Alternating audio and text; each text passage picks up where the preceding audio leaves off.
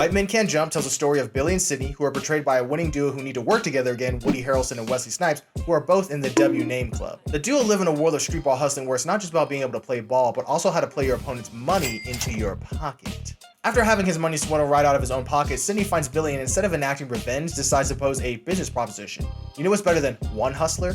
Two hustlers working together win a local 2-on-2 basketball event with a grand prize of $5,000 in the horizon. Also in 1992, $5,000 was worth $10,000 today when adjusted for inflation, so I'll leave you to connect those dots.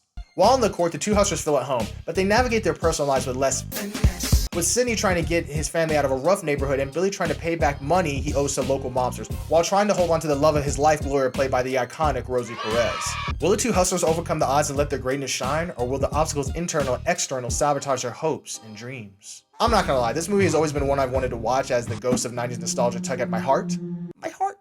But also a remake starring Jack Harlow has arrived, so it seemed like a perfectly culturally relevant moment to backstroke into the nostalgic lagoon of 90s nostalgia.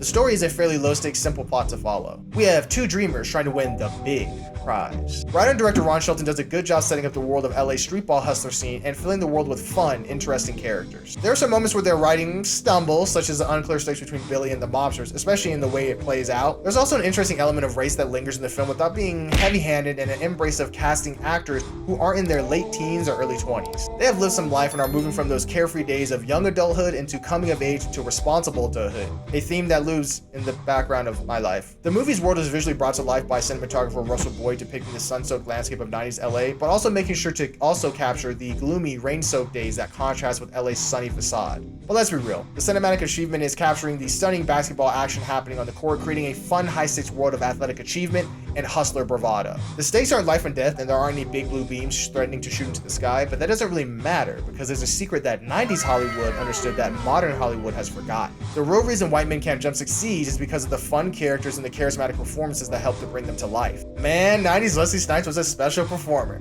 Here's a guy who can play comedy, drama, and of course, serve action. Gotta go. He uses so much of his range to flesh Sydney out as a character. We see the charismatic showboat who loves to be the center of attention, and also the calculating hustler looking to establish a more secure, prosperous future for his family. His performance is lovingly contrasted by Woody Harrelson, who has a similar passion depicting Billy as a talented player who weaponizes his race to bait people out of their money, but who is also impulsive, naive, and suffering from chip on your shoulder syndrome. But hey, you can come to the cookout. We also get to see the highs and lows of being with a person like Billy, when we see his loving but faulty relationship with Gloria. Billy and Gloria are young and passionate, but also emotionally volatile. This isn't helped by Billy's character flaws that constantly put the couple in economically precarious positions that could be avoided if he wasn't trying so hard to prove himself. He really is the embodiment of this meme. Gloria isn't without her faults, but a lot more of those seem to be having a man write a female character. It's great that she has interests outside of being arm candy for Billy, with her studying to one day become a star in Jeopardy. Yep, you heard that right, Jeopardy. But that doesn't help her escape the spicy Latina trope. But hey, this movie was written over 30 years ago. Oh god, it's been that long. When Wesley and Woody are on screen together, that's when the movie is at its best. They have this electric chemistry and bring this big brother, little brother dynamic to the relationship that lights up the film. Within White Men Can't Jump lies a lesson for modern Hollywood to learn, and that is, spectacle without memorable characters and charismatic performances is just empty, soulless noise. Let's see if the 2023 movie will remember this lesson or fall to modern faults. White Men Can't Jump is a 7.5 out of 10. Mahalo, and I'll beam my thoughts at you another time.